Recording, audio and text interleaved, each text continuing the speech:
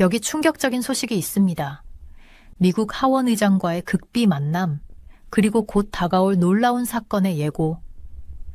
대체 무슨 일이 벌어지고 있는 걸까요? 반공청년단장 김정현이 미국을 방문해 하원 의장을 정녕 만났다는 소식이 전해졌습니다. 이 만남에서 윤석열 대통령과 관련된 매우 중요한 내용이 논의됐다고 하는데요. 더욱 흥미로운 점은 스카이데일리의 조정진 대표가 곧 좋은 소식이 있을 것이라며 의미심장한 발언을 했다는 겁니다. 그는 지금까지 보도된 내용은 모두 사실이라고 강조했는데요. 대체 이 만남에서 어떤 이야기가 오갔길래 이토록 큰 파장이 일어나고 있는 걸까요? 그리고 조정진 대표가 말한 좋은 소식은 과연 무엇일까요? 많은 전문가들은 이번 만남이 단순한 의례적 방문이 아닌 매우 중대한 의미를 가진 회동이었을 것이라고 분석하고 있습니다. 특히나 현재 한국의 정치 상황을 고려할 때 이 만남의 결과가 앞으로 큰 변화를 가져올 수 있다는 관측이 나오고 있는데요. 과연 이 만남 이후 어떤 일들이 펼쳐질지, 그리고 한국 정치에는 어떤 영향을 미치게 될지 귀추가 주목됩니다. 저는 제 일이 선거 전문가로서 이렇게 중요한 시기에 한국에 오게 될 줄은 전혀 예상하지 못했습니다. 제 이름은 사라 첸 박사이고 지난 15년 동안 전 세계의 선거를 연구해 왔습니다. 한국의 정치 상황을 조사하라는 전화를 받았을 때 이 일이 다른 임무들과는 다를 것이라는 걸 직감할 수 있었습니다. 서울에 도착해서 비행기에서 내리는 순간 공기 속에 긴장감을 느낄 수 있었습니다. 평소에 바쁜 거리가 더욱 혼잡했고 사람들이 윤 대통령의 얼굴이 그려진 배지를 달고 표지판을 들고 있었습니다. 택시를 타고 그 사람들 사이를 지나가면서 젊은이와 노인들이 작은 무리를 이루어 나라의 미래에 대해 심각하게 이야기하는 모습을 보았습니다. 한국에 오기 전에 저는 이 나라의 상황을 신중하게 공부했습니다. 한때 아시아에서 가장 강력한 민주주의 국가로 알려졌던 한국은 지금 심각한 위기에 처해 있었습니다. 윤석열 대통령, 이 나라의 지도자가 감옥에 갇혔습니다. 그의 지지자들은 이것이 부당하며 그가 단지 국가의 선거 시스템을 고치려고 했다고 주장했습니다. 그들은 누군가 선거에서 부정행위를 저질렀다고 믿고 있었지만 그 사실을 입증하는 것이 제 역할이었습니다. 호텔에 도착해 노트북을 열고 제 메모를 검토하기 시작했습니다. 한국의 문제는 단순하지 않았습니다. 이 문제는 한 사람이나 한 번의 선거와 관련된 것이 아니었습니다. 전체 상황은 여러 조각을 맞춰야 하는 퍼즐처럼 느껴졌습니다. 어떤 사람들은 중국이 뒤에서 모든 것을 조종하려고 한다고 말했고, 다른 사람들은 야당이 외부 세력과 손잡고 문제를 일으켰다고 비난했습니다. 저는 다른 나라에서 비슷한 문제들을 본 전문가로서 모든 증거를 신중하게 살펴야 한다는 걸 알고 있었습니다. 다음 날 아침, 저는 반공청년단이라는 청년단체의 사람들과 만났습니다. 이 젊은이들은 대단한 일을 해냈습니다. 그들은 윤 대통령의 서한을 미국 정부의 중요한 인물들에게 전달하는 데 성공했는데 그 서한에는 윤 대통령이 한국 민주주의에 대해 걱정하는 내용이 담겨 있었습니다. 이 서한은 윤 대통령이 감옥에 갇히기 전에 작성된 것이었습니다. 그 단체의 일원인 대학생 민지 씨는 미국에서 찍은 사진들을 보여주었습니다. 우리는 뭔가 해야 했어요. 그녀가 신중한 영어로 말했습니다. 우리는 그냥 우리의 민주주의가 사라지는 걸 보고만 있을 수 없었어요. 저는 고개를 끄덕이며 제 노트에 이 말을 적었습니다. 제 경험상 젊은이들이 종종 다른 사람들보다 먼저 자국의 문제를 인식하는 경우가 많았습니다. 한국 상황이 저에게 특히 흥미로웠던 점은 그것이 더 큰 국제 문제들과 연결되어 있다는 점이었습니다. 한국의 오랜 친구이자 동맹국인 미국은 지금 한국에서 일어나고 있는 일에 큰 관심을 보이고 있었습니다. 그리고 한국의 강력한 이웃인 중국도 아직 완전히 명확하지 않은 방식으로 이 사태에 관련되어 있었습니다. 서울에서 첫 번째 주를 보내며 저는 여러 정부 건물과 선거 사무소를 방문했습니다. 저는 선거 기록을 살펴보고 선거 작업자들과 이야기를 나누었습니다. 겉으로 보기엔 모든 게 정상적으로 보였지만 윤 대통령의 지지자들은 진짜 문제는 숨겨져 있다고 말했습니다. 그들은 누군가가 눈에 띄지 않게 부정행위를 저질렀다고 믿고 있었습니다. 사람들과 대화를 나눌수록 저는 이 상황이 왜 이렇게 심각한지 점점 더 이해할 수 있었습니다. 한국은 단순한 나라가 아니었습니다. 아시아에서 가장 중요한 민주주의 국가 중 하나였기 때문입니다. 만약 선거 시스템에 문제가 있다면 한국만의 문제가 아니라 다른 많은 나라에도 영향을 미칠 수 있었습니다. 호텔 방에서 매일 밤 저는 제가 보고 들은 것들에 대해 긴 보고서를 썼습니다. 이 작업이 몇 달, 어쩌면 더 오래 걸릴 거라는 걸 알고 있었습니다. 선거 부정에 대한 진실을 찾는 일은 결코 쉬운 일이 아닙니다. 인내심과 신중한 조사, 그리고 진짜 증거와 루머를 구별하는 능력이 필요합니다.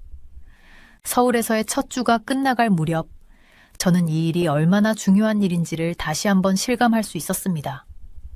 한국 민주주의의 미래, 사람들이 지도자를 선택할 자유, 그리고 한국의 국제적 위치, 이 모든 것들이 여기서 무슨 일이 일어나고 있는지 진실을 알아내는 데 달려 있었습니다. 이것은 제 조사 시작에 불과했지만 이미 제 경력 중 가장 중요한 사건 중 하나가 될 것이라는 걸 알고 있었습니다. 한국 국민들은 자국의 선거 시스템이 제대로 작동하고 있는지 알아야 할 자격이 있었습니다. 선거 전문가로서 저는 그 답을 찾는데 도움이 되어야 했습니다.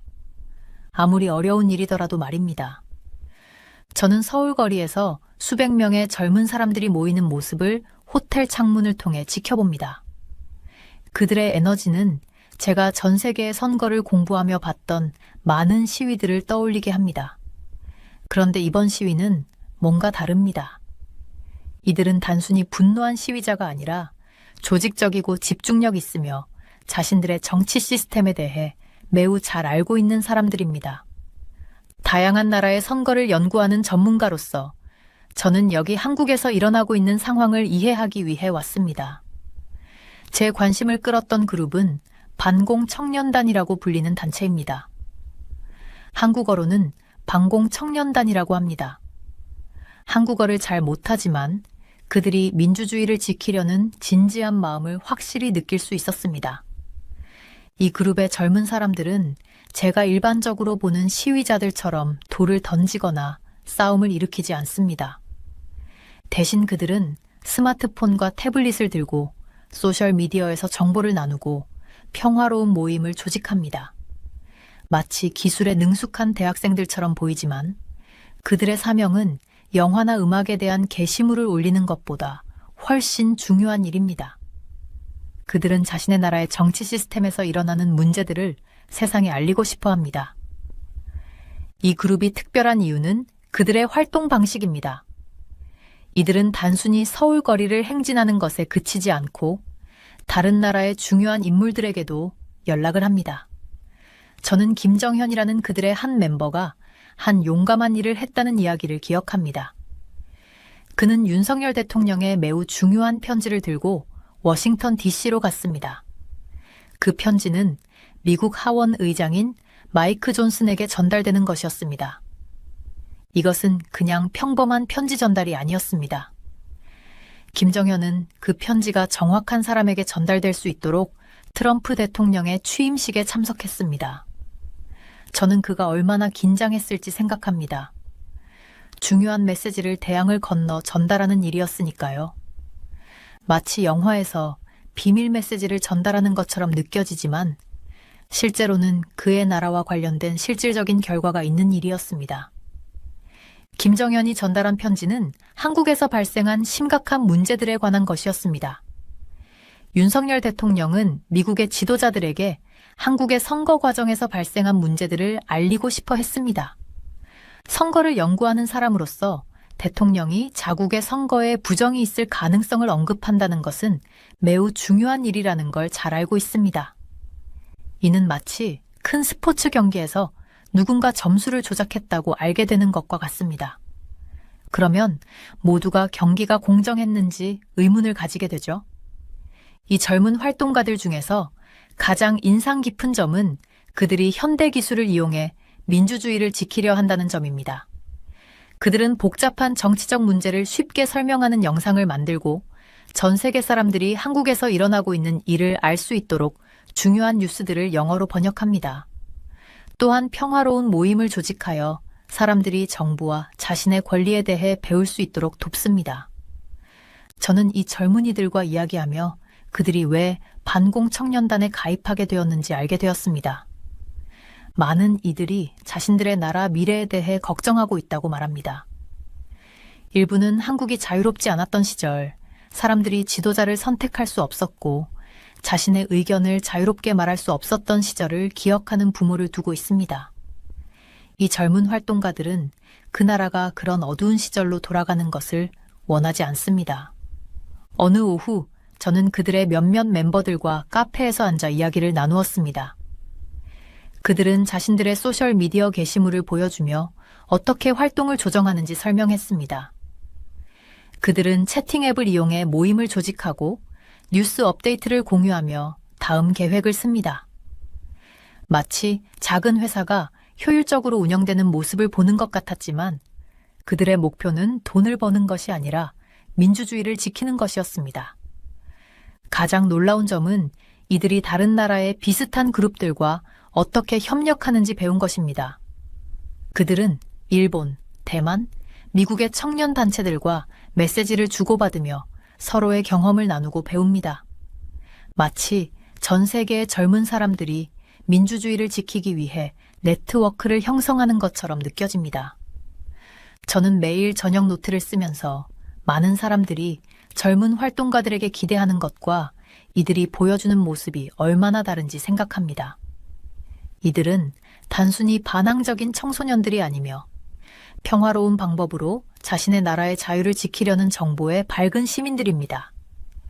그들은 법을 공부하고 국제관계를 배우며 자신의 목소리를 올바른 방법으로 내기 위해 열심히 노력합니다. 반공청년단은 젊은 사람들이 민주주의를 지키는 강력한 수호자가 될 수 있다는 것을 저에게 보여주었습니다. 그들은 유니폼을 입거나 무기를 들지 않지만 그들의 스마트폰, 컴퓨터, 그리고 의지가 그들을 강하게 만듭니다. 이들은 나이가 많거나 권력이 있지 않아도 옳은 일을 위해 싸울 수 있다는 것을 증명합니다. 때때로 필요한 것은 지식, 용기, 그리고 같은 믿음을 공유하는 친구들 뿐입니다. 저는 책상에 앉아 윤 대통령의 편지를 10번째 읽으면서 그 편지의 중요성을 깊이 느낍니다. 전 세계의 선거를 연구하는 전문가로서 대통령이 투표에 문제가 있다고 주장할 때 그건 정말 심각하게 받아들여야 한다는 걸 잘 압니다. 윤 대통령이 감옥에 갇히기 전에 쓴 이 편지는 한국에서 일어나고 있는 매우 우려스러운 상황들을 담고 있습니다. 저는 책상 위에 메모를 펼쳐놓고 편지의 핵심 내용을 정리하기 시작합니다. 윤 대통령은 이 편지를 통해 한국 외부의 사람들이 자신이 생각하는 망가진 선거 시스템을 고치는데 도움을 주기를 바랐습니다. 제가 여러 해 동안 선거를 연구하면서 알게 된 것은 사람들이 자신들의 투표가 공정하게 집계된다고 믿는 것이 얼마나 중요한지입니다. 그 신뢰가 깨지면 그 나라의 민주주의에 큰 문제가 생길 수 있습니다. 저는 다시 편지를 읽으면서 윤 대통령의 말이 담긴 그 무게를 손에 느낍니다. 그는 한국 선거에서 사람들이 부정한 방법을 사용했다고 주장하는 여러 가지 사례를 설명합니다. 여러 나라에서 선거를 지켜본 사람으로서 저는 그 주장들이 얼마나 심각한지 잘 알고 있습니다. 만약 그가 말한 내용이 사실이라면 한국에서 어떤 권력자들이 선거 결과를 조작해 친구들이 승리하게끔 만들고 국민들이 공정하게 지도자를 선택할 기회를 빼앗았다는 뜻입니다. 특히 제가 주목한 부분은 윤 대통령이 중국에 대해 언급한 부분입니다. 그는 중국이 한국의 선거에 개입하려고 하고 있다고 믿고 있습니다. 이 부분은 제가 연구한 다른 나라들에서 큰 나라들이 작은 나라들의 선거에 영향을 미치려는 사례들과 유사합니다. 윤 대통령은 한국이 만약 이런 상황이 계속된다면 스스로 선택할 능력을 잃게 될까 봐 매우 걱정하고 있습니다. 저는 책상에서 일어나 창문으로 걸어가면서 이것이 한국 국민들에게 어떤 의미인지를 생각해 봅니다. 전 세계의 선거를 연구하는 제 경험을 통해 저는 사람들이 공정하게 투표할 권리를 지키기 위해 얼마나 치열하게 싸우는지 봐왔습니다. 한국은 오랫동안 아시아에서 강력한 민주주의 국가로 알려져 왔습니다. 그 민주주의가 누군가에 의해 훼손될 수 있다는 생각에 매우 걱정됩니다. 편지에는 윤 대통령이 선거 시스템이 어떻게 부패했다고 생각하는지에 대한 많은 세부 사항들이 담겨 있습니다. 그는 정부 내 특정 집단들이 협력해 선거의 승자를 조종하고 있다고 설명합니다. 이 부분을 읽으면서 저는 조심스럽게 메모를 합니다. 이것은 사람들의 정부에 대한 신뢰를 파괴할 수 있는 문제들입니다. 다른 나라들의 선거를 연구했던 제 경험을 돌이켜보면 윤 대통령이 왜 한국 외부의 사람들에게 이런 문제들을 알리고자 했는지 이해가 됩니다. 때로 한 나라의 선거에서 큰 문제가 발생하면 다른 나라들이 주목하는 것이 도움이 될 수 있습니다. 그럴 경우 부정행위를 어렵게 만들 수 있고 민주주의를 보호하는 데도 도움이 됩니다. 이 상황을 더욱 심각하게 만드는 것은 윤 대통령이 이 편지를 감옥에 갇히기 전에 썼다는 점입니다. 그의 지지자들은 이제 거리로 나가서 선거가 부정하다는 그의 주장이 맞다고 믿으며 시위하고 있습니다. 제가 여러 해 동안 선거를 연구하면서 본 것 중 하나는 부정선거에 대한 주장이 사람들을 매우 화나게 하고 불안하게 만든다는 점입니다. 편지는 다른 나라들, 특히 오랫동안 한국의 친구였던 미국의 도움을 요청하는 내용으로 끝을 맺습니다. 저는 그 편지를 마지막으로 한 번 더 읽으면서 윤 대통령이 이런 문제들을 알리기 위해 위험을 감수하고 이 편지를 쓴 것이 얼마나 용기 있는 일이었는지 생각합니다. 선거 전문가로서 저는 이런 문제들을 해결하는 것이 결코 쉽지 않다는 것을 알고 있습니다. 선거가 공정하다는 것을 다시 확신할 수 있도록 만드는 데에는 많은 노력이 필요합니다. 이 편지는 한국이 이러한 문제들을 해결하고 민주주의를 보호하기 위해 매우 긴 여정을 걸어야 한다는 사실을 분명히 보여줍니다. 저는 그 편지를 제 서류함에 조심스럽게 넣고 한국에 대한 중요한 다른 문서들과 함께 보관합니다. 그 안의 내용은 지금뿐만 아니라 앞으로 한국에서 일어나는 일들을 이해하는데 매우 중요한 정보가 될 것입니다. 공정한 선거에 대해 관심이 있는 사람으로서 이 문제들을 공개적으로 드러내는 것이 해결의 첫걸음이 되기를 바랍니다. 오늘날 한국 상황을 보면 많은 사람들이 자신들의 표가 공정하게 세고 있는지 걱정하고 있는 것을 볼 수 있습니다. 선거가 공정하게 진행될 수 있도록 돕는 사람으로서 지금 벌어지고 있는 일에 대해 간단히 설명드리고자 합니다. 윤 대통령의 편지는 한국 선거에서의 문제를 언급하고 있습니다. 그는 일부 사람들이 선거에서 이기기 위해 부정행위를 했다고 믿고 있습니다. 이는 매우 심각한 주장입니다. 대통령이 선거에 부정이 있을 수 있다고 말할 때 우리는 그 일이 어떻게 일어났는지 주의 깊게 살펴봐야 합니다. 저는 하루 종일 여러 나라의 선거 방식에 대해 연구하고 있습니다. 공정한 선거에서 모든 사람의 표는 동일하게 세어지고 아무도 다른 사람의 표를 변경할 수 없습니다. 마치 쉬는 시간에 어떤 게임을 할지 학급 투표를 하는 것과 같아서 모두 한 표씩을 가지며 아무도 친구의 표를 바꿀 수 없어야 합니다. 하지만 윤 대통령은 한국에서는 이런 일이 일어나지 않고 있다고 주장하고 있습니다. 그는 일부 사람들이 부정행위를 하는 방법을 찾았다고 생각하고 있습니다. 그가 말하는 부정행위 방법은 다음과 같습니다. 사람들이 투표한 후에 표를 변경하는 것, 컴퓨터를 이용해 한 사람의 표를 다른 사람의 표로 바꾸는 것, 다른 나라 사람들이 한국인의 투표에 영향을 미치려고 하는 것, 일부 사람들은 투표하기 어렵게 만들고 다른 사람들은 쉽게 투표할 수 있게 만드는 것.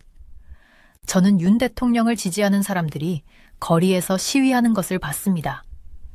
그들은 표지판을 들고 시스템이 공정하지 않다고 외치며 정부의 일부 강력한 인물들이 자기 편이 항상 승리할 수 있도록 협력하고 있다고 믿고 있습니다.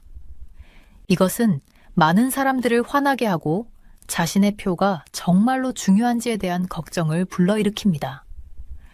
윤 대통령 지지자들이 가장 걱정하는 사람들은 야당 정치인들입니다. 이는 대통령의 생각에 동의하지 않는 정치인들입니다. 윤 대통령의 지지자들은 이 정치인들이 중국 등 다른 나라 사람들과 협력해서 한국 선거를 조종하려고 한다고 믿고 있습니다. 그들은 이 정치인들이 공정하지 않은 방법으로 선거에서 이기기 위해 외부의 도움을 받고 있다고 생각합니다. 선거를 연구하는 사람으로서 사람들은 자신의 표가 세워지는 것을 믿을 수 있어야 한다는 것이 얼마나 중요한지 잘 알고 있습니다. 사람들이 선거가 공정하지 않다고 생각하게 되면 정부에 대한 신뢰를 잃게 됩니다. 마치 선생님이 일부 학생들이 시험에서 부정행위를 한다는 것을 알게 되면 그 선생님을 더 이상 신뢰하지 않게 되고 열심히 공부하는 것에 대해서도 기분이 나빠지는 것과 같습니다. 저는 한국의 선거가 어떻게 운영되고 있는지 주의 깊게 살펴봤습니다. 선거가 공정하게 진행되도록 하기 위해서는 여러 가지 절차가 필요합니다. 많은 사람들이 투표 집계 과정을 지켜봐야 합니다. 누가 투표했는지에 대한 기록을 정확하게 보관해야 합니다. 표를 정확하게 세기 위한 특별한 기계가 필요합니다. 아무도 2번 투표할 수 없게 해야 합니다. 정치인들에게 돈을 기부할 수 있는 사람에 대한 규제가 있어야 합니다. 하지만 만약 이러한 절차들이 제대로 작동하지 않거나 사람들이 그 절차를 피할 방법을 찾으면 시스템은 망가질 수 있습니다. 윤 대통령은 바로 이런 일이 한국에서 일어나고 있다고 생각하고 있습니다. 큰 문제는 사람들이 선거에 대한 신뢰를 잃게 되면 아예 투표를 하지 않게 될 수 있다는 점입니다. 사람들이 내 표가 세지지 않으면 왜 투표를 해야 하나? 라고 생각할 수도 있습니다. 이렇게 되면 민주주의가 약해집니다. 민주주의는 사람들이 자신의 표가 중요하다고 믿을 때만 제대로 작동합니다. 저는 한국의 많은 젊은이들과 이야기를 나누었습니다. 그들은 자국의 미래에 대해 걱정하고 있으며 자신들이 투표할 수 있을 나이가 되었을 때 그들의 표가 제대로 세워지기를 원하고 있습니다. 그들은 선거가 공정하다고 믿고 가장 많은 진짜 표를 얻은 사람이 승리한다고 믿고 싶어 합니다. 선거 전문가로서 이러한 문제를 해결하는 것이 쉽지 않다는 것을 잘 알고 있습니다. 이를 해결하기 위해서는 다음과 같은 노력들이 필요합니다. 부정행위를 더 어렵게 만드는 새로운 법, 표가 제대로 세워졌는지 확인하는 더 나은 방법, 공정함을 확인하기 위한 더 많은 사람들이 참여, 부정행위를 시도하는 사람들에게 분명한 처벌, 공정한 선거를 운영하는 방법을 아는 다른 나라들의 도움. 가장 중요한 것은 한국의 모든 사람들이 다시 공정한 선거를 만들기 위해 함께 노력해야 한다는 점입니다. 이를 위해서는 모든 정치인들이 새로운 규칙에 동의해야 합니다. 그들은 독립적인 전문가들에게 선거 방식이 어떻게 운영되는지 확인할 수 있게 해야 합니다. 또한 그들은 문제를 해결하기 위해 무엇을 하고 있는지 국민들에게 솔직하게 알려야 합니다. 이 문제를 더 잘 이해함으로써 더 많은 사람들이 함께 힘을 모아 해결할 수 있기를 바랍니다. 한국의 모든 사람은 자신의 표가 중요하다는 것을 알 권리가 있습니다. 이것이 바로 민주주의의 핵심입니다. 사람들 스스로가 공정한 방법으로 지도자를 선택하는 것이죠. 저는 제 사무실에서 한국에서 오는 뉴스 보도를 보면서 미국이 이 어려운 상황에 더 많이 관여하고 있는 것을 느끼고 있습니다. 여러 나라에서 일한 선거 전문가로서 미국이 한국에서 일어나고 있는 일에 관심을 가지는 이유를 잘 이해하고 있습니다. 미국과 한국은 오랜 친구 관계로 서로 좋은 시기와 어려운 시기를 함께 겪으면서 도와온 사이입니다. 윤 대통령의 서신이 마이크 존슨 의장에게 전달된 소식을 처음 들었을 때가 기억납니다. 그날은 흐린 아침이었고 저는 선거 보고서를 검토하고 있던 중에 컴퓨터 화면에 뉴스 알림이 떴습니다. 서신 전달은 보통 일이 아니었습니다. 일반적으로 한 나라의 지도자가 다른 나라의 지도자와 대화하고 싶을 때는 공식적인 경로, 예를 들어 대사를 통해 메시지를 보내거나 공식 회담을 갖는 방식이죠. 그런데 이번엔 달랐습니다. 서신은 젊은 활동가들을 통해 전달되었고, 이는 상황이 얼마나 비정상적이고 심각해졌는지를 보여주었습니다. 존슨 의장의 서신에 대한 반응도 제 관심을 끌었습니다. 국제정치학을 공부한 제 경험상 미국 정치 지도자들은 다른 나라의 내부 문제에 개입하는 것에 대해 매우 신중하다는 걸 알게 되었습니다. 그들은 보통 도움이 될 수는 있지만 너무 많이 개입하지 않으려고 노력하죠. 그런데 이번에는 한국의 상황이 너무 심각해서 미국 지도자들이 뭔가를 말해야 한다고 느꼈던 것 같습니다. 저는 두 나라의 이 상황이 어떤 의미를 갖는지에 대해 많은 시간을 고민합니다. 미국은 한국에서 일어나는 일에 대해 여러 가지 중요한 이유로 관심을 가질 수밖에 없습니다. 첫째, 두 나라는 민주주의 국가로 아시아에서 민주주의 가치를 지원하기 위해 자주 협력합니다. 둘째, 두 나라는 무역 파트너로서 많은 상품을 서로 사고팔고 있습니다. 셋째, 북한과 중국에 대한 우려로 안보 문제에서도 함께 일하고 있습니다. 제가 국제관계를 지켜보며 배운 바에 따르면 미국이 다른 나라의 정치적 상황에 개입할 때는 좋은 면과 나쁜 면이 모두 있을 수 있습니다. 좋은 면으로는 미국의 지원이 민주주의를 보호하고 공정한 선거를 촉진할 수 있다는 점입니다. 미국은 민주주의 시스템에 대한 많은 경험을 가지고 있어 유용한 조언을 할 수 있습니다. 또한 미국이 문제에 주목하면 다른 나라들도 관심을 가지기 시작하는 경향이 있습니다. 하지만 문제도 있을 수 있습니다. 때때로 미국처럼 강력한 나라가 다른 나라의 문제에 개입하면 일부 사람들은 불편해할 수 있습니다. 한국의 일부 사람들은 미국이 자국의 결정을 통제하려 한다고 우려할 수도 있습니다. 또 다른 사람들은 자국의 지도자들이 다른 나라에 의존하지 않고 스스로 문제를 해결해야 한다고 생각할 수 있습니다. 저는 제 경력 동안 다른 나라에서도 비슷한 상황을 봤습니다. 선거 문제가 발생하면 마치 퍼즐처럼 모든 조각이 정확하게 맞아야 합니다. 문제가 있는 나라는 도움이 필요하지만 너무 많은 도움을 받아서 자국의 결정을 잃어버리지 않도록 해야 합니다. 친구가 어려움을 겪을 때 도와주고 싶지만 그 친구의 삶을 대신 살아주고 싶지는 않은 것과 비슷한 느낌입니다. 미국 정치인들이 한국 상황을 다루는 방식은 마치 좁은 다리를 건너는 것 같다는 생각이 듭니다. 그들은 신중하게 움직여야 하며 변화에 영향을 미칠 수 있을 만큼 도와야 하지만 그로 인해 더 큰 문제가 생기지 않도록 해야 합니다. 저는 그들이 한국의 민주주의를 지원하는 성명을 내면서도 내부 갈등에 대한 편을 들지 않으려고 주의를 기울이는 모습을 보고 있습니다. 이 상황에서 희망적인 점은 많은 사람들이 이 문제를 해결하기 위해 관심을 가지고 있다는 것입니다. 전 세계의 선거를 연구하면서 배운 바에 따르면 긍정적인 변화는 보통 국내외 사람들이 서로 존중하며 협력할 때 일어납니다. 미국은 지원과 조언을 제공할 수 있지만 결국 한국 국민들이 자국의 미래를 결정해야 합니다. 이 상황이 계속 전개되는 동안 저는 미국 정치 지도자들이 도와주고 싶어하는 마음과 한국의 독립성을 존중하려는 필요성 사이에서 어떻게 균형을 잡는지 지켜보고 있습니다. 그들의 행동은 미래의 다른 나라들이 유사한 상황에서 어떻게 반응할지에 영향을 미칠 가능성이 큽니다. 선거 전문가로서 제 생각에는 앞으로 몇 달이 두 나라 관계에 매우 중요한 시점이 될 것이라고 믿습니다. 제가 이 상황을 지켜보며 배운 가장 중요한 점은 어떤 나라에서든 민주주의가 잘 작동하도록 돕는 데에는 인내와 신중한 사고가 필요하다는 것입니다. 이것은 빠르게 해결되거나 한 나라만으로 해결할 수 있는 문제가 아닙니다. 여러 사람이 함께 일하고 서로의 말을 들으며 필요할 때 변화를 기꺼이 받아들이는 과정이 필요합니다. 저는 여러 나라들이 어떻게 선거를 치르는지에 대해 많은 시간을 들여 공부해 왔습니다. 지금 대한민국에서 일어나고 있는 일을 보면서 이 중요한 나라의 민주주의가 어떻게 될지 걱정이 됩니다. 오늘 제가 보는 문제들은 매우 심각하지만 사람들이 함께 힘을 합친다면 여전히 희망이 있다고 믿습니다.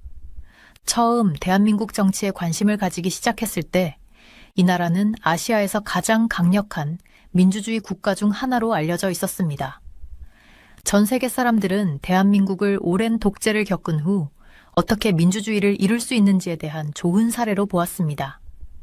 하지만 지금은 많은 사람들이 힘들게 세운 민주주의 위에 먹구름이 몰려오는 모습을 보고 있습니다.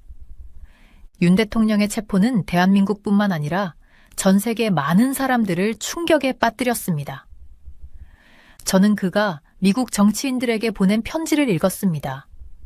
그 편지에는 선거에 대한 문제와 다른 나라들이 대한민국을 통제하려는 우려가 담겨 있었습니다.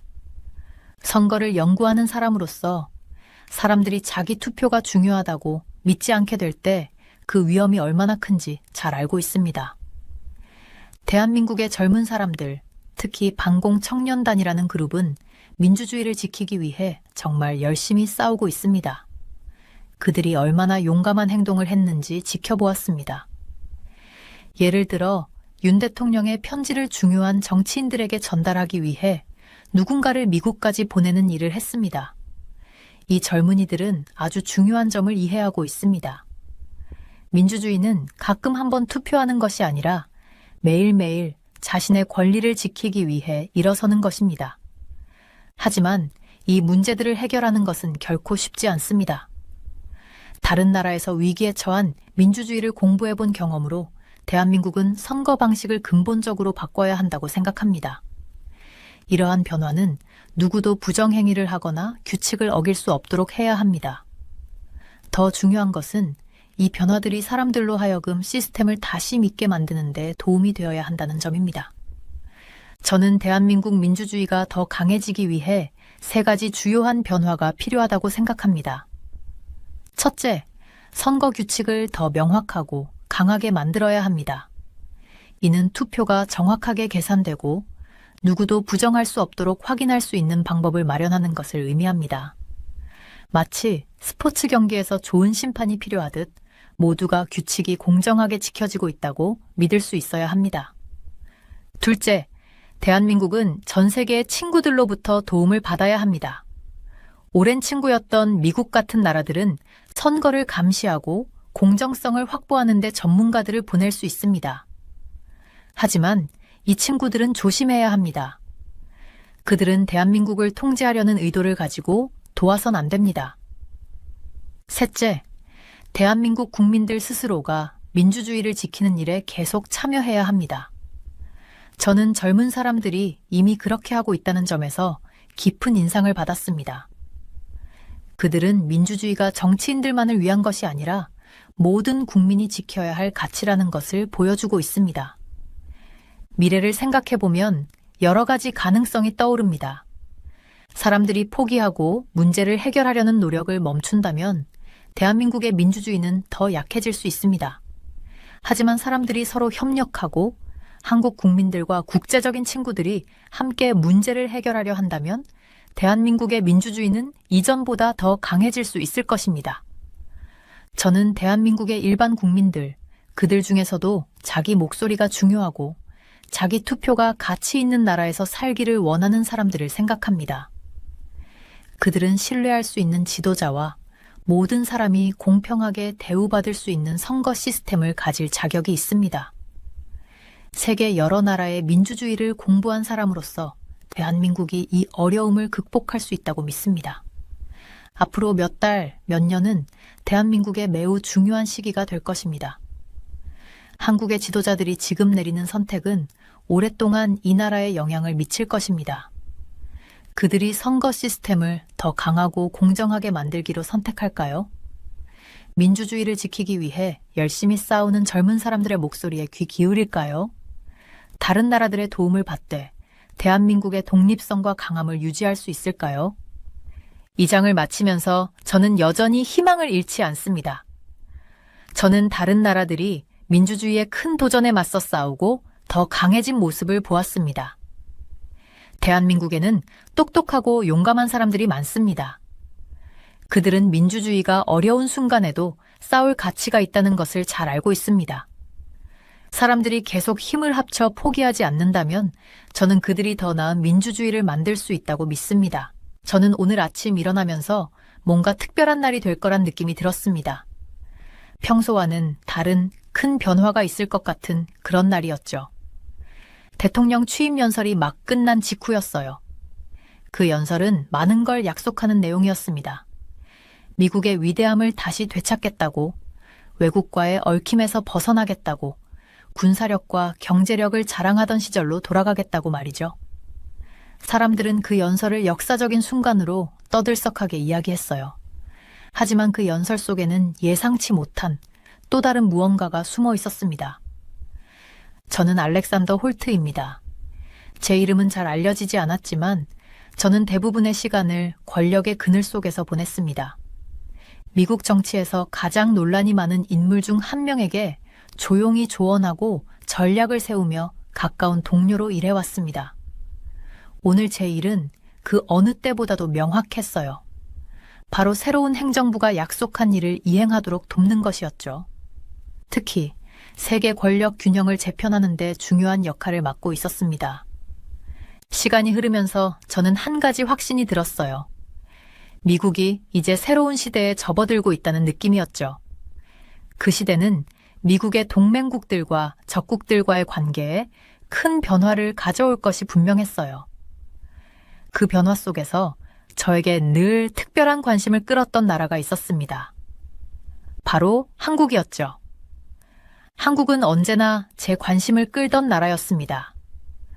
역사적으로 전쟁의 아픔을 겪었지만 지금은 전 세계에서 중요한 경제적, 정치적 역할을 하는 나라가 되었죠. 한 나라가 이렇게 빠르게 변화하는 모습은 늘 저를 놀라게 했습니다. 그리고 최근 몇 년간 저는 한국이 미국의 더 중요한 파트너가 될 수 있다는 생각을 하게 되었어요. 오늘 제 일은 단순했습니다. 새로운 행정부가 약속한 대로 일을 이행하도록 돕는 것이었죠.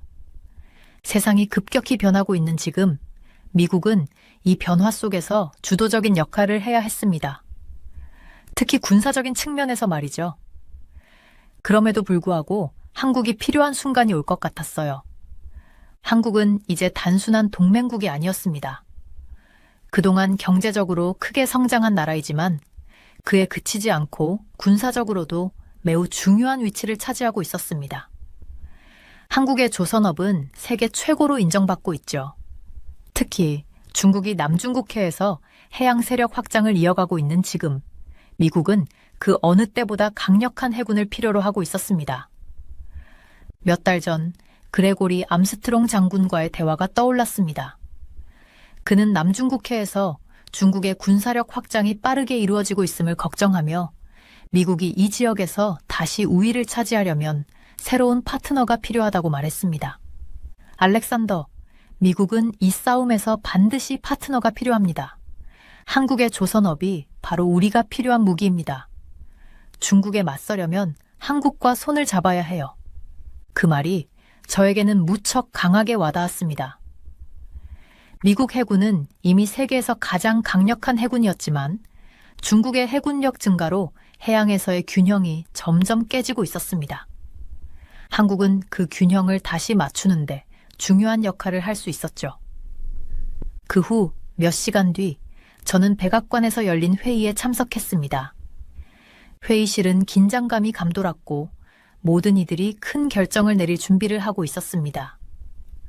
트럼프 대통령은 예전처럼 강력한 목소리로 말했습니다. 우리는 더 많은 배가 필요합니다. 미국 해군은 절대로 뒤처져서는 안 됩니다. 그리고 한국이 우리가 원하는 배를 만들 수 있습니다. 저는 고개를 끄덕였지만 그 제안이 아직 머릿속에서 완전히 정리되지 않았습니다. 미국의 군사력은 이미 엄청났습니다. 하지만 해군의 힘을 강화하는 것은 이제 필수가 되었습니다. 특히 중국이 태평양에서 점점 더 많은 영향을 끼치고 있는 지금 해군의 중요성은 그 어느 때보다도 커졌습니다.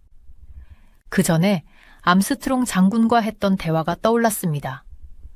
중국이 남중국해에서 군사력을 키워가며 해상 통로를 장악하려고 한다는 얘기였죠.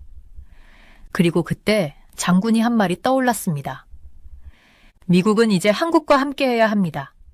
한국에 조선업이 없으면 우리는 이 싸움에서 이길 수 없습니다. 시간이 흐를수록 저는 그 생각이 점점 더 현실로 다가오는 것을 느꼈습니다. 한국은 이제 단순한 동맹국이 아니었습니다. 세계에서 가장 뛰어난 조선업을 보유하고 있었고 미국 해군이 중국에 맞서 싸우기 위해 필요한 기술과 자원을 갖추고 있었죠. 우리는 한국의 도움을 받아야 했습니다. 이제 저는 서울로 가기로 했습니다. 그곳에서 한국 정부와 조선업체들, 특히 현대중공업, 대우조선해양, 삼성중공업과 만나 협상해야 했죠. 한국 정부는 이미 미국과 더 많은 협력을 할 의지가 있음을 보였지만 그 구체적인 조건은 아직 논의 중이었습니다. 한국과의 협상은 매우 섬세한 일이었습니다. 한국은 미국에게 필요한 기술과 자원을 제공할 수 있었지만 그만큼 자신들의 국가 이익도 고려해야 했습니다. 하지만 이번 협상은 단순한 거래가 아니었습니다. 이건 새로운 차원의 군사적 협력으로 가는 첫걸음이었죠. 저는 서울에 도착한 후 한국의 대통령을 만났습니다. 그 대통령은 매우 영리하고 전략적인 인물이었어요. 그는 우리에게 이렇게 말했습니다. 우리는 도와줄 준비가 되어 있습니다, 알렉산더. 하지만 이것은 큰 자원이 필요한 일입니다. 중국을 상대하려면 많은 투자가 필요할 것입니다. 저는 그 말을 들으며 트럼프 대통령이 제시한 이 협력이 얼마나 중요한지 다시 한번 느꼈습니다. 미국 혼자서는 이 싸움을 이길 수 없습니다. 한국이 함께해야 했습니다. 한국의 조선업이 미국 해군의 미래를 완성할 수 있기 때문입니다. 그렇게 며칠간의 협상 끝에 우리는 중요한 합의를 도출해냈습니다. 한국은 미국의 해군력 강화를 위해 새로운 항공모함과 전략적 군함을 함께 만들기로 했습니다. 그리고 미국은 한국의 경제적, 기술적 지원을 제공하고 이 지역에서의 군사 협력을 강화하기로 했죠. 이 계약이 체결되었을 때 저는 이 새로운 파트너십이 두 나라의 미래에 얼마나 큰 변화를 일으킬지 실감할 수 있었습니다. 한국과 미국은 이제 단순한 동맹을 넘어서는 관계가 되었습니다. 그날 오후 저는 다시 백악관의 오벌 오피스에 있었습니다. 그곳에는 대통령님과 몇 명의 중요한 군사 고문들이 함께 있었고 공기가 무겁고 긴장된 분위기였습니다.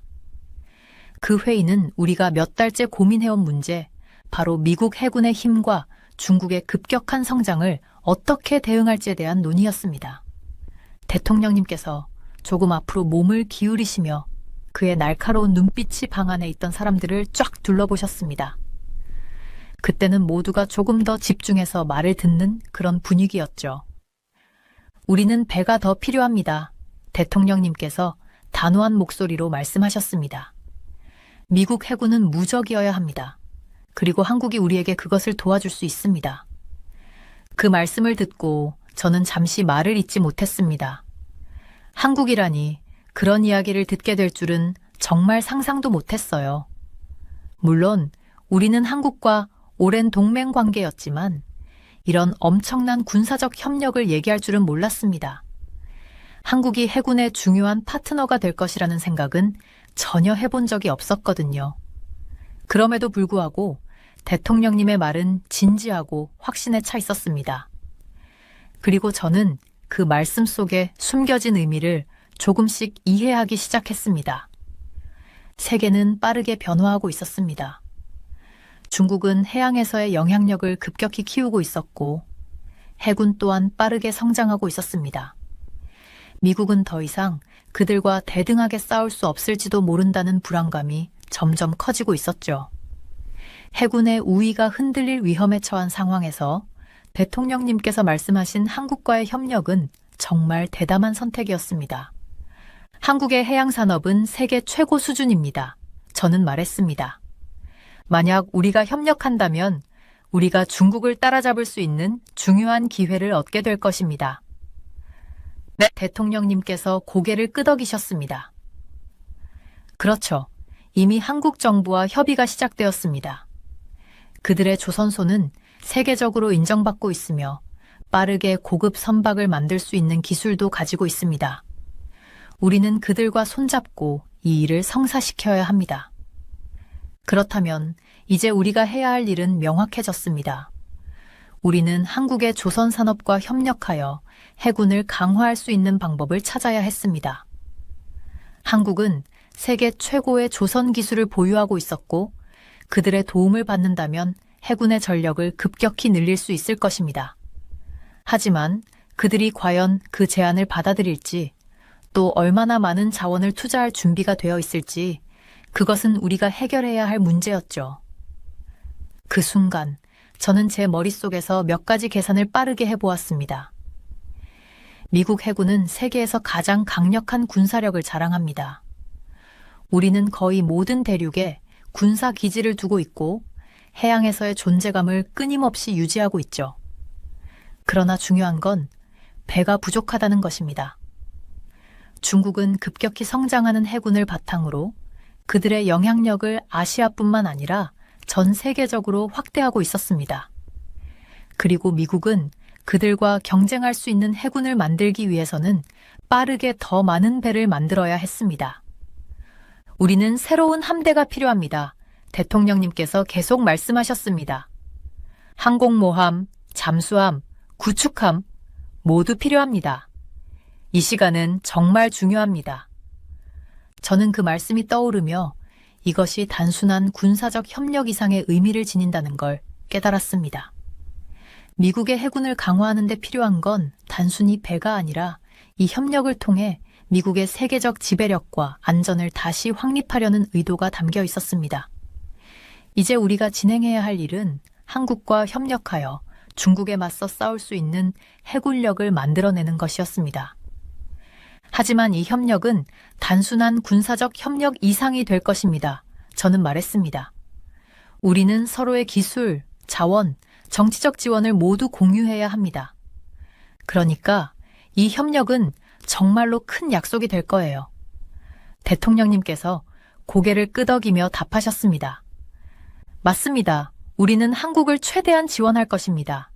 하지만 중요한 건 속도입니다. 시간이 촉박해요. 그렇게 회의는 계속 진행되었습니다. 우리에게 필요한 건 한국의 조선업을 통해 해군력을 강화하는 방법뿐만 아니라 중국이 그 협력을 눈치채지 않도록 해야 한다는 것이었습니다. 이런 협력이 공개되면 중국은 분명히 강하게 반응할 것이기 때문입니다. 회의가 끝나고 나서는 여러 생각이 들었습니다.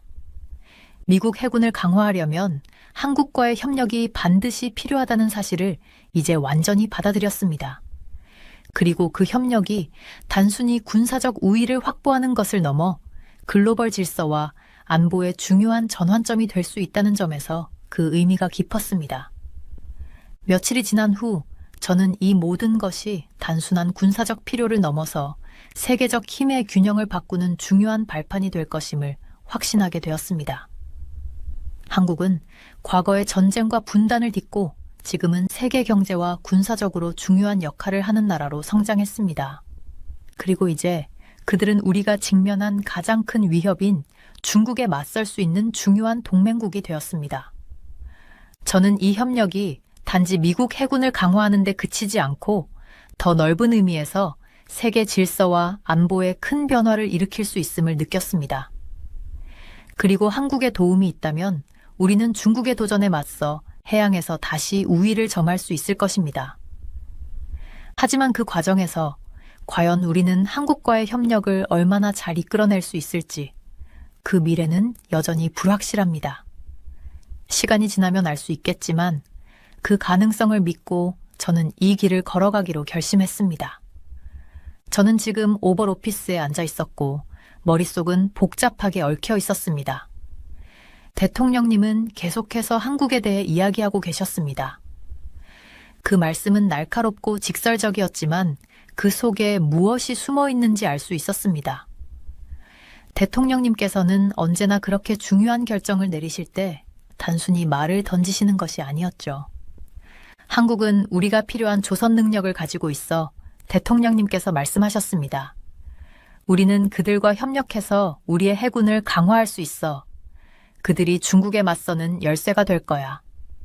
저는 깊은 숨을 쉬며 의자에 몸을 기댔습니다.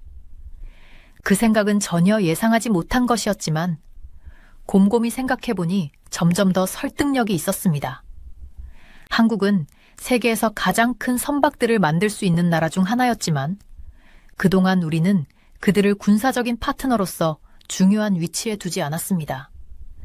물론 동맹국이었지만 일본이나 나토 같은 다른 나라들이 더 중요한 군사적 파트너로 여겨졌죠. 하지만 대통령님은 그 점을 다르게 보셨던 것입니다. 몇 달 전 저는 그레고리 암스트롱 장군과 이야기를 나눈 적이 있었습니다. 암스트롱 장군은 우리에게 있어 중요한 군사적 조언자였고 특히 태평양에서 중국의 해군력 증가에 대해 늘 걱정하셨습니다. 그때 제가 기억하는 말이 떠오릅니다. 우리는 파트너가 필요해, 알렉산더. 중국의 해군을 맞서기 위해서는 한국이 완벽한 선택이야. 그들의 조선 산업은 우리가 필요로 하는 것을 제공할 수 있어. 그때는 그냥 맞다고 생각했지만 오늘 이렇게 대통령님이 그 말을 풀어놓으시니까 상황이 훨씬 심각하다는 것을 깨닫게 되었습니다. 중국의 해군력이 계속 커지면 미국은 곧 태평양에서 해양 지배력을 유지하는 데 어려움을 겪게 될 것입니다. 하지만 한국의 조선 능력을 활용하면 그 상황을 뒤집을 수 있을지도 모른다는 생각이 들었습니다. 대통령님께서 계속 말씀하셨습니다. 그의 계획은 단순히 한국에게 몇 척의 배를 만들어달라고 요청하는 것이 아니었습니다. 오히려 그 규모는 훨씬 더 컸습니다. 우리는 한국의 조선 산업에 투자를 하고 중국의 해군력에 맞서기 위해 필요한 속도로 선박을 건조하는 것이 목표였죠. 그 대가로 한국은 미국의 최신 기술을 얻고 두 나라 간의 군사적 협력도 강화될 것입니다. 맞서지 않으면 안 돼. 대통령님께서 반복해서 강조하셨습니다. 우리는 해군력을 강화해야 해. 그래야 중국을 넘어서고 태평양에서 다시 우리가 주도하는 시대를 만들 수 있어. 저는 그 말이 단순히 해군력 강화를 넘어서 미국의 세계적 지배력을 되찾는 것을 의미한다는 것을 알았습니다. 해군을 강화하는 것은 단지 군사적인 의미만 있는 것이 아니었습니다. 그것은 미국이 태평양에서의 지배를 다시 되찾겠다는 신호였고 중국에 맞설 준비가 되어 있다는 메시지를 전하는 일이었습니다. 다시 생각해보니 한국은 분명 중요한 파트너가 될 수 있었습니다. 한국은 과거 전쟁으로 폐허가 된 나라였지만 지금은 세계에서 손꼽히는 경제 강국이 되었고 군사적인 동맹국으로서도 중요한 역할을 하고 있습니다. 그들의 조선 산업은 이미 세계에서 가장 앞서가고 있었습니다. 하지만 한국의 군사력은 언제나 방어적인 성격이 강했습니다. 북한에 대한 방어가 주요 목표였기 때문에 그동안 우리는 한국을 군사적 협력의 중심에 두지 않았습니다. 그러나 이제 그 상황이 달라지고 있었습니다. 한국은 이제 더 이상 단순한 방어적인 동맹국이 아니라 미국의 세계적 군사 전략에서 중요한 파트너가 된 것입니다. 대통령님께서는 계속해서 이 계획의 중요성에 대해 말씀하셨습니다. 우리는 한국의 조선 능력을 통해 해군을 강화하고 중국에 맞설 수 있는 속도를 낼 수 있을 것입니다. 하지만 그 일이 실현되기 위해서는 수많은 협상과 정치적인 고려가 필요할 것입니다. 한국은 중국과의 관계가 있기 때문에 너무 급하게 진행하면 양국 관계에 불편함이 생길 수 있습니다. 반대로 너무 느리게 진행하면 중국의 영향력이 더 강해질 수 있습니다. 저는 그 점을 잘 알고 있었습니다. 그렇지만 이제는 선택의 여지가 없었습니다. 미국은 더 강력한 해군이 필요했고 한국은 그에 필요한 능력을 가지고 있었습니다. 이 기회를 놓칠 수는 없었습니다. 대통령님께서 회의를 마치시며 말씀하셨습니다. 한국은 이제 미국 해군의 미래에 중요한 역할을 맡게 될 거야. 우리가 그들과 협력하면 우리는 이 새로운 시대의 주도적인 위치를 차지할 수 있을 거야. 저는 그 말을 들으며 자리에서 일어났습니다. 아직 해야 할 일이 많고 넘어야 할 장애물도 많았습니다. 하지만 이제는 이 계획이 단순한 아이디어가 아닌 실제로 움직이기 시작한 현실이라는 것을 깨달았습니다. 한국은 더 이상 예상치 못한 파트너가 아니었습니다. 이제 그들은 미국의 군사적 미래를 함께 만들어갈 중요한 파트너가 된 것입니다. 저는 오벌 오피스를 떠나며 복잡한 감정이 밀려왔습니다. 이 모든 것이 얼마나 중요한 일인지 실감하면서도 한편으로는 그 변화가 가져올 결과에 대한 걱정도 들었습니다. 하지만 결국 한국과의 협력은 우리가 중국에 맞서서 태평양에서 강력한 입지를 다시 확보하는 데 중요한 역할을 할 것입니다. 그리고 그것이 이 시대의 중요한 전환점이 될 것입니다. 그 다음 며칠은 정신없이 바빴습니다. 회의, 전화, 서류 작업이 쉴 틈 없이 이어졌습니다. 시간이 너무 빨리 흘러가는 것 같았고 제대로 숨 돌릴 시간도 없었습니다. 한국과의 협상은 매우 섬세한 일이었습니다.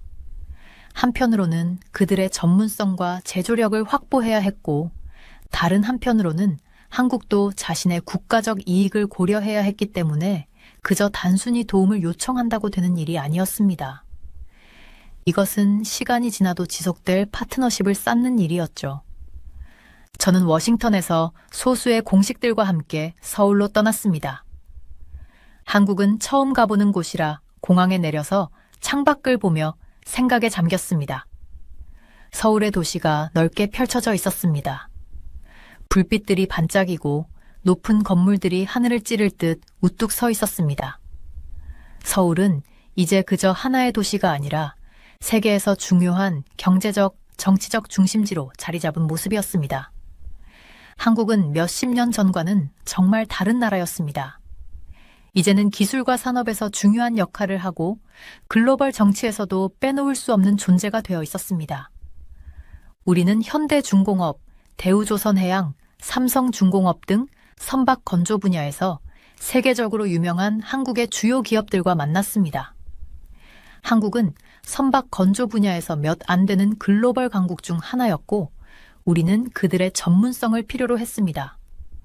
중국의 해군력이 계속 커지는 상황에서 미국 해군이 태평양에서 우위를 유지하려면 속히 강력한 함대가 필요했기 때문이죠.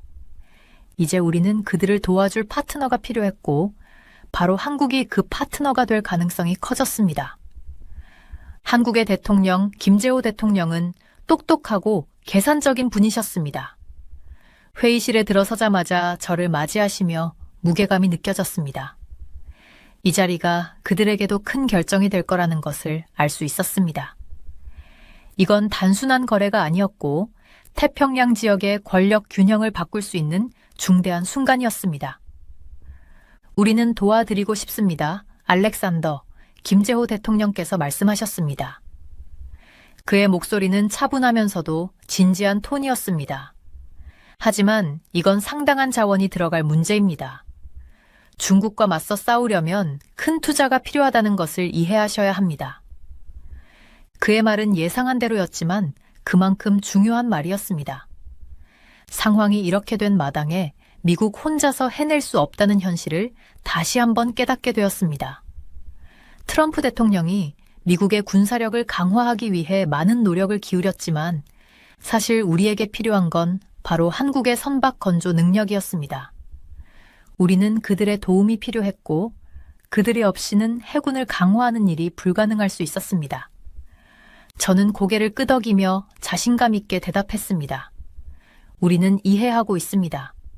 미국은 재정적 지원과 기술 이전을 준비하고 있습니다. 이것은 일방적인 거래가 아니라 서로가 이익을 얻을 수 있는 파트너십입니다. 김재호 대통령께서 잠시 고개를 숙이고 생각하신 후 다시 고개를 들며 말씀하셨습니다. 그럼에도 불구하고 우리도 확실한 보장을 원합니다. 우리는 오랜 시간 중국의 그림자 아래에서 살아왔습니다. 미국이 정말 우리의 든든한 지원군이 되어줄 수 있는지 알아야 합니다. 그 요청은 전혀 놀랍지 않았습니다. 한국은 항상 중국에 대해 경계심이 많았고 특히 중국이 남중국해에서 영토를 주장하며 군사적으로 압박을 가하는 상황에서 우리는 그들에게 더 많은 안보를 보장해 주어야 했습니다. 하지만 이 문제는 민감한 문제였습니다. 그들의 도움을 받는 대신 우리는 장기적으로 큰 약속을 해야 했습니다. 중국과 한국에 대한 우리의 입장이 그대로 드러날 문제였죠. 저는 잠시 숨을 고르고 다시 말했습니다. 우리는 그 약속을 지킬 수 있습니다. 사실 한국의 안보를 보장하기 위해 태평양 지역의 군사력을 증강할 것입니다. 한국의 안전은 결코 위협받지 않도록 할 겁니다. 회의실이 잠시 침묵에 휩싸였고 김재호 대통령께서 제 말을 곱씹으시다가 고개를 끄덕이셨습니다. 좋습니다. 그러면 협정이 체결된 것입니다. 미국은 우리에게 새 함대 건조를 도와주고 우리는 미국의 태평양 지역에서의 노력을 지원하겠습니다.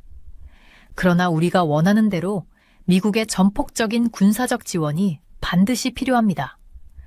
그렇게 협정은 체결되었습니다.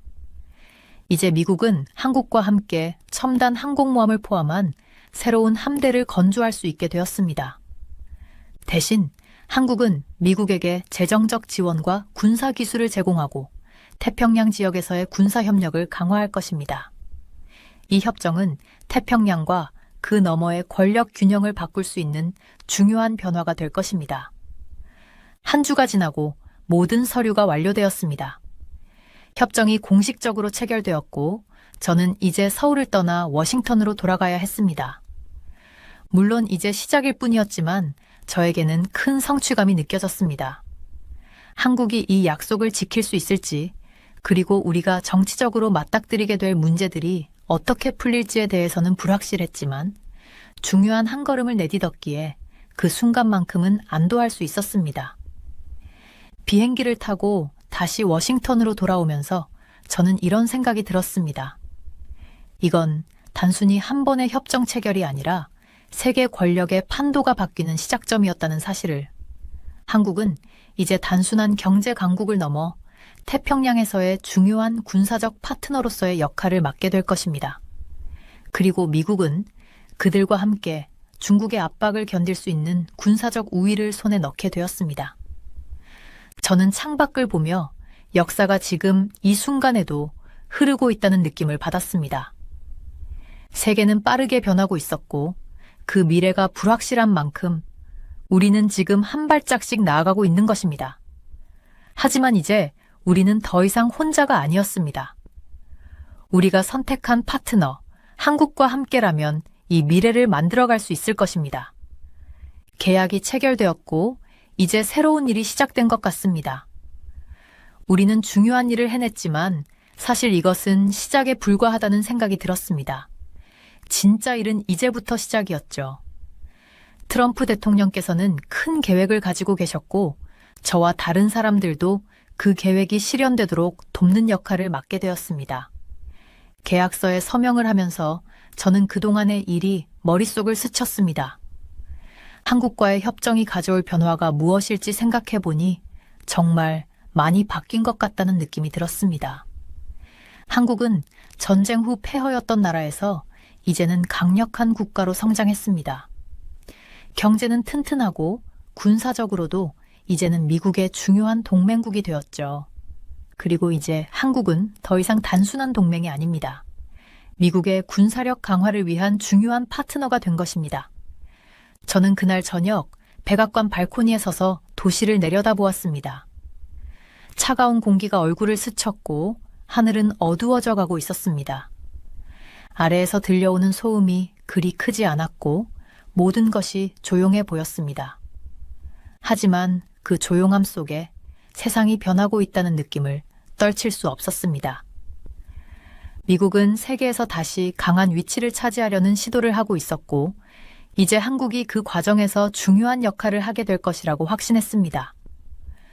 그날 아침 트럼프 대통령의 연설을 들었습니다.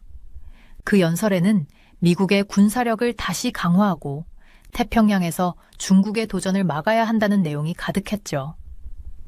트럼프 대통령은 한국이 우리의 군사적 목표를 달성하는 데 중요한 역할을 할 것이라고 강조하셨습니다.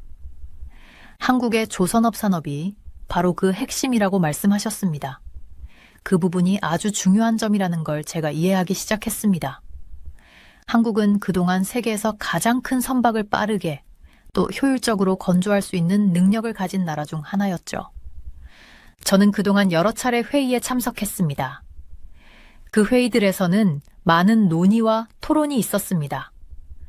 남중국해에서 중국의 영향력이 커지고 있다는 사실은 모두가 잘 알고 있었고, 미국이 그에 맞서기 위해서는 신속하게 군사적 대비를 해야 한다는 점에 모두 동의했죠. 만약 우리가 더 이상 행동을 미룬다면 중국은 이 지역에서의 영향력을 더 키울 수 있을 것입니다. 그럼 우리는 남중국해를 지키는데 어려움을 겪을 수밖에 없습니다. 그래서 이번 한국과의 협력이 중요한 이유가 바로 그 점이었습니다. 한국은 과거에도 미국의 중요한 동맹국이었지만 이제는 그 역할을 넘어서서 군사적으로도 미국에게 큰 힘이 될 수 있는 나라가 되었습니다. 특히 한국의 조선업 산업이 미국의 해군력을 강화하는 데 중요한 열쇠가 되었습니다. 한국은 중국과의 관계에서 항상 신중한 입장을 취해왔습니다. 중국은 한국에 있어 매우 중요한 이웃국가이기 때문에 한국은 항상 중국과의 관계를 잘 관리하려 했습니다. 그러나 이제 상황은 달라졌습니다. 미국과 한국은 서로 긴밀하게 협력해야 할 시점에 도달했습니다. 미국과 한국은 이제 중국의 도전에 맞서기 위해 힘을 합쳐야만 했습니다. 한국의 조선업 산업은 그만큼 중요한 요소였습니다. 한국은 이미 세계 최고 수준의 선박을 건조할 수 있는 능력을 가지고 있었고, 미국은 이를 통해 빠르게 해군을 강화할 수 있었습니다. 한국의 조선소에서 선박을 건조하고 미국은 그 선박을 태평양에서의 군사적 우위를 확보하기 위해 사용할 수 있었죠. 그 생각을 하면서 저는 한국의 변화에 대해 많이 느꼈습니다. 전쟁으로 폐허가 되었던 나라가 이제는 세계 경제에서 중요한 역할을 하는 강국이 되었다는 사실이 정말 대단한 일이었습니다. 한국의 사람들이 겪었던 고난과 그들이 보여준 회복력은 저에게 큰 감동을 주었습니다. 그리고 이제 한국은 미국의 군사적, 경제적 파트너로서 세계 무대에서 중요한 역할을 하게 되었습니다. 저는 백악관 발코니에서 다시 한번 깊은 생각에 잠겼습니다. 트럼프 대통령께서 말씀하신 대로 이제 미국은 다시 세계에서 강력한 위치를 차지하려는 노력을 기울이고 있습니다. 한국과의 협력을 통해 미국은 중국과의 경쟁에서 우위를 점할 수 있을 것입니다. 하지만 이것은 단순히 군사적인 경쟁만을 의미하는 것은 아니었습니다. 경제적인 부분, 기술적인 발전, 그리고 두 나라가 함께 협력하는 방식이 세계 질서를 새롭게 바꿀 수 있다는 가능성도 있었습니다. 저는 발코니에서 한참을 서 있었습니다.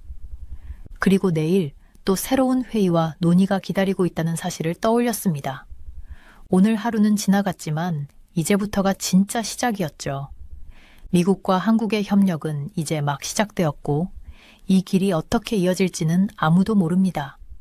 하지만 우리가 그 시작을 함께 했다는 것은 분명히 중요한 일이었습니다. 미국과 한국은 이제 세계에서 중요한 역할을 맡게 될 것이고 그 과정에서 우리는 함께 힘을 모을 것입니다. 저는 발코니에서 내려와 다시 실내로 들어갔습니다. 내일은 또 새로운 도전이 기다리고 있겠지만 오늘만큼은 잠시 이 순간을 즐기기로 했습니다. 미국은 다시 움직이기 시작했고 한국은 그 여정에서 중요한 파트너가 될 것입니다. 이제 세계 무대는 우리가 맞이할 준비가 되어 있었습니다. 저는 비행기에서 내려서 워싱턴 DC의 시원한 바람을 맞았어요. 도시는 평소와 똑같이 느껴졌습니다. 힘과 야망, 그리고 그 아래 숨겨진 긴장감이 섞인 그런 느낌이었죠. 하지만 오늘은 뭔가 달랐어요. 중요한 일이 바뀌었다는 걸 저도 느꼈습니다. 트럼프 대통령께서 마지막 브리핑을 부르셨고 저는 백악관에 들어갔을 때 그날의 회의가 어떤 느낌일지 궁금했어요. 서울에서 있었던 여러 중요한 만남들이 이제는 하나의 결과로 정리된 상황이었죠. 한국과의 협상도 끝났고 이제 우리는 새로운 국면에 접어들었어요. 그 모든 것이 마무리된 지금 저도 그 무게를 온몸으로 느끼고 있었습니다. 백악관으로 들어가자 방 안이 평소보다 더 많은 사람들로 가득 차 있었어요. 모두 긴장된 표정으로 모여 있었죠. 제가 방에 들어가자 트럼프 대통령이 탁자 앞에 서서 기다리고 계셨습니다. 그의 손은 탁자 위에 놓여 있었고 보통과 달리 이번에는 좀 더 무게감 있는 분위기였어요. 이제 한국은 미국 해군의 미래에 중요한 역할을 하게 됐습니다. 트럼프 대통령께서 말씀하셨습니다. 그의 목소리는 확신에 차 있었고 얼굴에도 만족스러운 표정이 있었습니다. 우리는 새로운 시대에 접어들었습니다. 그들의 조선 기술과 우리의 군사력으로 우리는 아무도 막을 수 없을 것입니다. 저는 그 말씀을 들으며 그의 말을 마음속으로 되새겼습니다. 한국과의 협정은 단순히 군사적인 부분만을 포함하는 게 아니었습니다. 우리 두 나라의 관계는 이제 완전히 새롭게 정의될 것이었습니다. 그리고 이 변화는 단지 두 나라에만 영향을 미치는 것이 아니라 세계적인 차원에서 큰 의미를 가지게 될 거라는 생각이 들었습니다. 조선 기술을 포함한 이번 협정은 첫 번째 단계에 불과했어요. 중국이 남중국해에서 군사력을 확장하고 영향력을 강화해가는 상황에서 미국은 대응하지 않으면 안 되었죠. 하지만 중요한 것은 힘을 과시하는 것만이 아니라 미국의 군사력을 계속해서 앞서 나가게 만드는 것입니다. 한국의 조선소는 이미 세계에서 가장 선진화된 기술을 보유한 곳 중 하나였습니다. 그들이 만들 수 있는 군함은 단순한 배가 아니라 첨단 항공모함, 잠수함, 구축함 같은 고급 군사 장비들이었어요. 그리고 그들이 만들어낼 해군함대는 이제 중국의 빠르게 성장하는 군사력과 맞서 싸울 수 있는 힘이 되었습니다. 우리가 그들과 함께 한다면 우리는 경쟁에서 앞서 나갈 수 있었습니다. 저는 한국이 얼마나 멀리 왔는지를 생각했습니다. 몇십 년 전 그들은 전쟁으로 인해 거의 모든 것이 파괴되었고 경제도 다시 일으켜 세워야 했습니다. 하지만 이제는 세계적인 산업 강국으로 그들의 기술력과 군사력은 여러 나라들과 어깨를 나란히 할 정도로 성장했습니다. 그들의 경제 그리고 군사 산업이 얼마나 잘 성장했는지를 보며 그들의 발전이 얼마나 인상적이었는지 깨달았습니다. 트럼프 대통령께서 다시 말씀하셨습니다.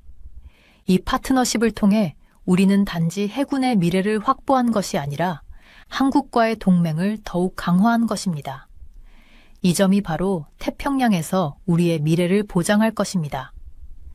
방 안의 사람들이 고개를 끄덕이며 한 사람씩 미소를 지었습니다.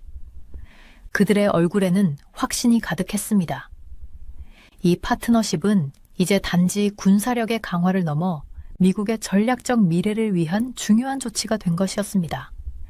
하지만 저에게는 여전히 여러 가지 의문이 있었습니다. 중국은 이 협정에 어떻게 반응할까요? 그들은 이미 미국과 한국의 군사 협력에 대해 불쾌감을 표시한 바 있었죠. 우리가 이 협력을 계속 이어나가면 중국과의 관계는 어떻게 될까요? 한국은 중국과 밀접한 경제 관계를 유지하고 있는데 그들이 이를 어떻게 받아들일지 확신할 수 없었습니다. 그 답은 쉽게 나오지 않을 거라는 걸 알았습니다. 하지만 지금 이 순간 우리가 시작한 일은 이미 되돌릴 수 없었습니다. 협정은 체결되었고 이제 우리는 이 길을 따라 가야만 했습니다. 회의가 끝나고 저는 혼자 백악관의 발코니에 서서 바람을 맞고 있었습니다. 저녁이 가까워지면서 하늘이 오렌지빛으로 물들기 시작했어요. 그 풍경을 보며 지난 며칠 동안 있었던 일들을 떠올렸습니다.